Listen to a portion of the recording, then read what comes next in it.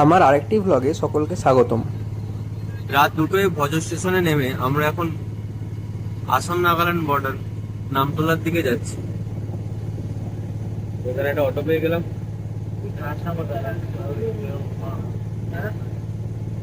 আরো দুজন যারা মন যাবে আমাদের সঙ্গে চাপলো, আমরা একসঙ্গে একটা অটো ভাড়া করে নিলাম। আমরা এখন ভজ থেকে সোনারির দিকে যাচ্ছি। সোনারি থেকে নামতলা যাব, নামতলা থেকে মন। সোনারি হলো আসামের চরাইদেও জেলার সদর শহর। সোনারি নামতলা রোডটায় এরকম দুদিকে চা গাছ আছে।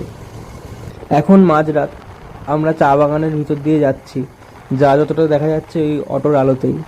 কিন্তু রাত্রিবেলায় এই দৃশ্যটা খুব একটা খারাপ লাগছে না, অন্যরকম বেশ ভালোই লাগছে। আমরা নামতলা পৌঁছে গেলাম। এই যে সাইনবোর্ড, সামনে গেলে মন ডিস্ট্রিক্ট নাগাল্যান্ড। এই ব্রিজ ক্রস করে আমরা নাগাল্যান্ডে প্রবেশ করলাম। Welcome to Nagaland. এটা নাগাল্যান্ড পুলিশ তিজিত, এই জায়গার নাম হচ্ছে তিজিত চেকপোস্ট, এটা মন ডিস্ট্রিক্টের। এখন আমরা নাগাল্যান্ডে দাঁড়িয়ে আছি। এখানে ওয়েলকাম টু তিজিত টাউন। তিজিত হচ্ছে নাগাল্যান্ডের এখানে বর্ডার টাউনটা। এই যে ব্রিজের নিচে জলের আওয়াজ পাওয়া যাচ্ছে, এইটা হচ্ছে ব্রিজের ওই পাশটা আসাম আর এই পাশটা নাগাল্যান্ড। আমরা ওই দিক দিয়ে এলাম। এবার এখানে চেকপোস্ট আছে, বর্ডারে চেক করে তারপর নাগাল্যান্ডে ঢুকবো। আমরা এই অটোতে এলাম, এই দাদারাও আমাদের সঙ্গে এলো। এখানে চেকপোস্ট আছে। এখন দাঁড়িয়ে আছি আসাম নাগাল্যান্ড বর্ডারে। এখানে এখন ভোরের আলো ফুটছে, এখন ভোর 4টে বাজে। এইখানে ব্রিজের ওই পারটাই আসাম আর আমরা দাঁড়িয়ে আছি নাগাল্যান্ডে। এইখানে একটা চেকপোস্ট আছে, আর এইখান থেকেই সকালবেলা সুমো ছাড়ে মন যাওয়ার জন্য। আর আমরা এখন এইখানটায় বসে আছি, আমাদের এখানটা বসতে বললো। এখানে সেইভাবে কোনো যাত্রী প্রতীক্ষালয় বা ওই জাতীয় কিছু নেই, আমরা এইখানটা বসে আছি। আর এখানে আমাদের চেকিং হলো। এটা অন্যরকম ফিলিং হচ্ছে। আর আকাশটা দেখুন, এখন ভোর হচ্ছে বা ভোরের শুরু হচ্ছে, পুরো নীল লাগছে আকাশটা, মানে ঘন নীল, কি সুন্দর লাগছে। আর এই সামনেটাই ওই মনের গেটটা। এখন তিজিত বর্ডারে দাঁড়িয়ে আছি। এখানে এসছি প্রায় 1.5 ঘন্টা মতো আগে। এসে এখানে আর্মি ক্যাম্পটায় বসেছিলাম। তারপর এখানে এই সুমোটা এসছে, মনে যাব আমরা। এই সুমোর ভাড়া এখান থেকে মন পর্যন্ত 250 টাকা করে। আর এখানে পুরো ফুল হলে ছাড়বে 5:30টায় ফার্স্ট টাইম, যেটা বললো। আর এখানে 4টের সময় থেকে পুরো আকাশে আলো ফুটে গেছে, কিন্তু ভালো লাগছে বেশ। Good morning. হ্যাঁ, মনের উদ্দেশ্যে আমাদের গাড়ি ছেড়ে দিল।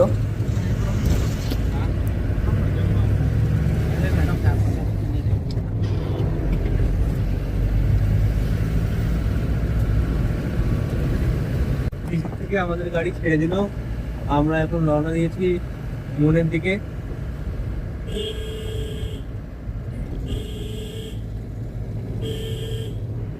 এখানে সামনে পাহাড় দেখা যাচ্ছে।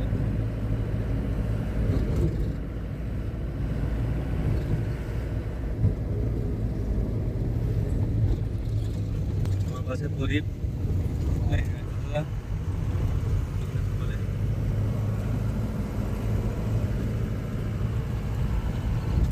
আমরা তিজিত টাউনের মধ্যে দিয়েই যাচ্ছি। একটু গাড়িটা এগোতে না এগোতেই চারিদিকের পরিবেশটা বদলে গেল। পাহাড়গুলো চোখের সামনে আসতে শুরু করলো।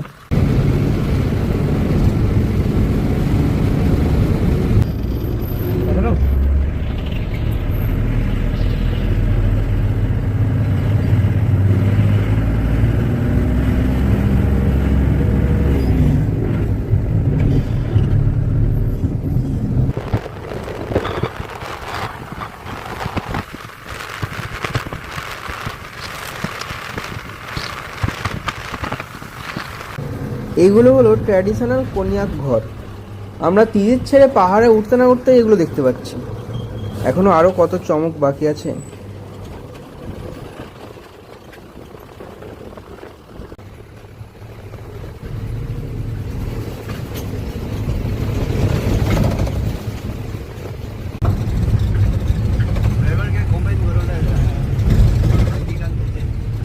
लेके जा रहा है अभी मोहन डिस्ट्रिक्ट।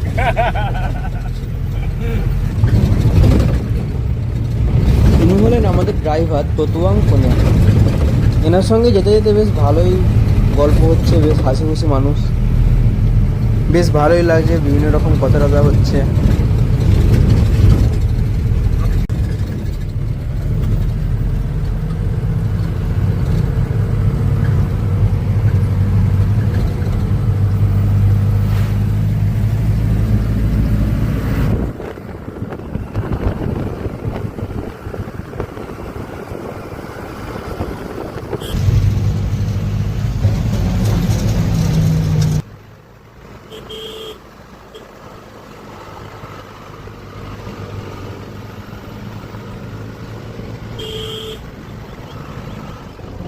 আমাদের গাড়ি এখন তুইমাই বলে একটা জায়গায় এসে দাঁড়ালো।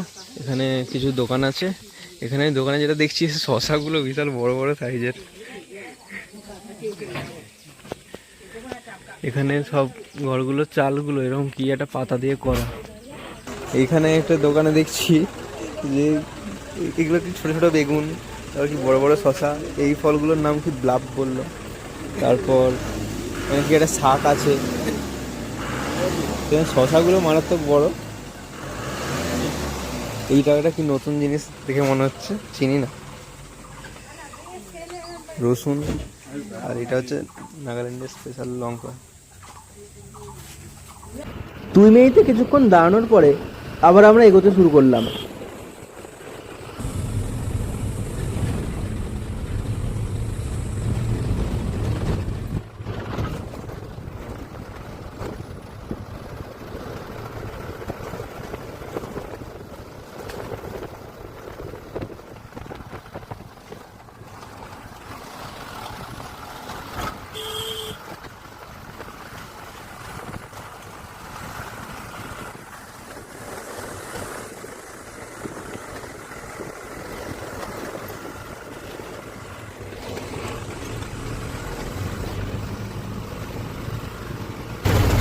আমরা এখন আর একটা গ্রামে ঢুকছি। এই গ্রামটার নাম হচ্ছে ফুকতং।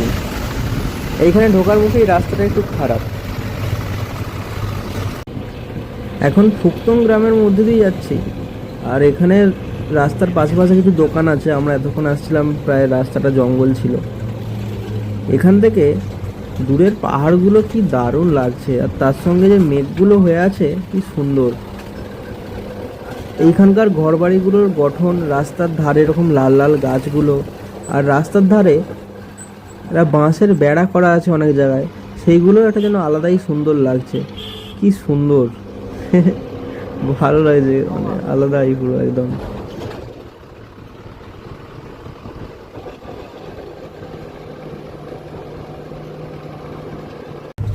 আমরা এখন ফুকতং গ্রাম ছেড়ে মনের দিকে এগোচ্ছি, আর বাইরেটা কি সুন্দর। মনের দিকে যত এগোচ্ছি বাইরের দৃশ্য যেন আরো সুন্দর হতে থাকছে। মন এখান থেকে আর 10 কিলোমিটার বাকি। মন 10 কিলোমিটার।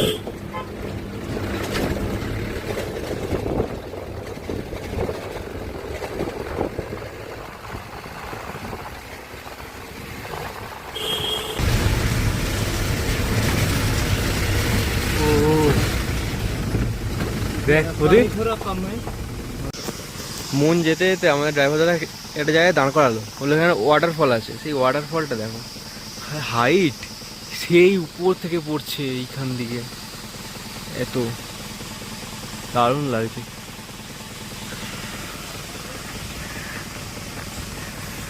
উফ, কি দারুণ না। মন টাউনে আমরা এসে গেছি। আমরা সুমো স্ট্যান্ডে নামলাম। সুমো স্ট্যান্ডে নামার পরে হেঁটে হেঁটে যাচ্ছি আমাদের হোমস্টের দিকে। এইটা ম্যাপে দেখলাম যে 1.5 কিলোমিটার মতো রাস্তা। এবার ভাবলাম হেঁটেই চলে যাই, আর ট্যাক্সিগুলো বললো যে 150 টাকা করে লাগবে, ওই জন্য আর উঠিনি। আর 1.5 কিলোমিটার হেঁটে যাওয়া এরকম রাস্তা, আর কখনো ঢাল কখনো খাড়া। এই যেমন এখন ঢালে নামছি, থেকে ঠিক বোঝা যাচ্ছে কি জানি না, ঢালে নামছি। হ্যাঁ, ভিডিওতে রাস্তাটা কতটা খারাপ বোঝা যাচ্ছে না, কিন্তু রাস্তাটা ভালোই খারাপ আছে। আর ভারী ব্যাগটা নিয়ে উঠতে মাথা খারাপ হয়ে যাচ্ছে। একটা ASMR ভিডিও হয়ে যাচ্ছে যদি শ্বাস নেওয়ার আওয়াজটা আসে। অল্প ওই দেখ প্রদীপ, আমাদের হোমস্টেটা দেখা যাচ্ছে উপরে, ওইটাই। হ্যাঁ হ্যাঁ ওইটাই। আমাদের homestay, mountain view stay, ADC colony, Tumpang ward, Mon, Nagaland. প্রদীপ এই গেট খুলে ঢুকছে, এখান থেকে ভিউটা দেখাচ্ছি। ভেতরতে লাগিয়ে দিয়েছে।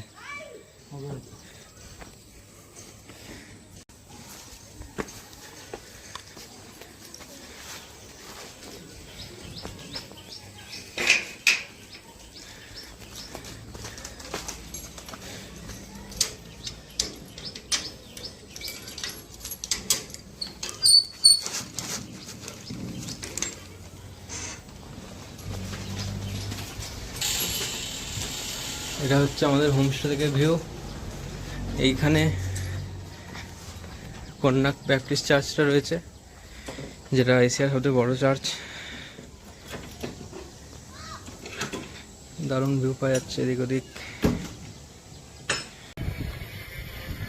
মন টাউনের বিখ্যাত সেই লোকেশন, এশিয়ার সবথেকে বড় চার্চ কন্যাক ব্যাপটিস্ট চার্চ, সেখানে আমরা এসেছি। চার্চটাকে একবারে ফ্রেমে আনাটাও কঠিন হচ্ছে। এর ভিতরে 10 থেকে 15,000 সিটিং ক্যাপাসিটি। কন্যাক ব্যাপটিস্ট চার্চ, মন, নাগাল্যান্ড। এদিকে পাহাড়ের দারুণ ভিউ। একজন চার্চের ভিতরে আসছিলেন, ওনাকে বলেই আমরাও ভিতরে ঢুকলাম। রবিবারে চার্চে প্রচুর লোক থাকে, কিন্তু আজ চার্চ ফাঁকা। আমরা এসে একটু চার্চটা ঘুরে দেখছি, কত বড় আর কত বেঞ্চ, বিশাল। নিচে ওখানে দেখা যাচ্ছে চার্চের মেন মঞ্চটা, কি সুন্দর করে সাজানো। আমরা লক্ষ্য করলাম আমাদের হোটেলের ব্যালকনি থেকেও যেমন চার্চটা দেখা যাচ্ছিল, চার্চের একটা জানলা দিয়েও আমাদের হোটেলটা দেখা যাচ্ছে। এইটা না? হ্যাঁ। আমরা বাইরে গিয়ে লাঞ্চ করে তারপর কন্যাক ব্যাপটিস্ট চার্চটা দেখে এখন হোটেলে ফিরে এলাম। মনের হোটেলের ব্যালকনিতে বসে বসে পাহাড় দেখছি। পাহাড় দেখতে দেখতে চোখের যেন আলাদাই শান্তি হয়। এদিকটা ঘোরাচ্ছি ক্রমশ। এখানটা দেখা যাচ্ছে কন্যাক ব্যাপটিস্ট চার্চ, যেটা এশিয়ার সর্ববৃহৎ চার্চ।